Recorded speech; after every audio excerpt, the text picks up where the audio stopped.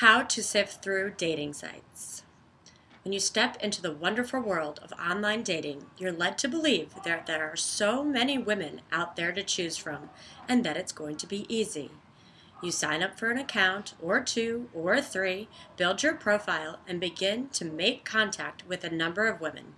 The more you contact, the better, right?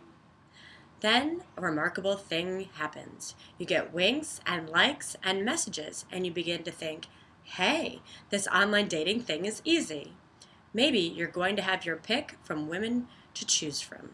But then reality strikes. You begin to get invested in some of these women, and they seem to like your responses and give some sultry and almost playful responses of their own. You're ready to ask them on a date, and suddenly they tell you they'd like to meet. Hey, congratulations. It's a good thing if it's real. The problem with so many online dating sites these days is that they're ripe for trolling, phishing scams, and webcam models that know exactly what to say. They seem real authentic, and let's be honest, too good to be true. I'm not going to sit here and tell you that if it seems too good to be true, that it probably is. Using an online dating site is a great way to meet women you wouldn't normally meet. It's a great tool to find love, the love of your life, or at least a very good relationship. The problem is you need to use some common sense and a filtration system. The standard responses. If a woman responds using standard responses, ask yourself why. Why would she put something so generic? There are a few sites that use guided communication in the beginning, so you'll find similar answers from one woman to the next.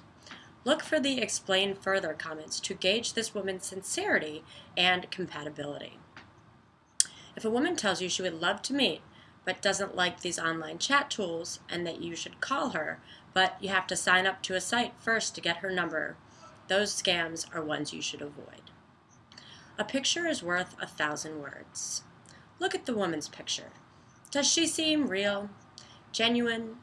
Are they bathroom mirror pictures, or do they show her out with friends, on vacations, and doing things that are normal for most people? What if she doesn't have a picture? It's reasonable to ask for a picture once you've exchanged a few messages. Some women don't want to be judged by their picture. Others might be a little insecure about how they look. Some simply may not be your type. You can save a lot of time by asking up front, and if they don't want to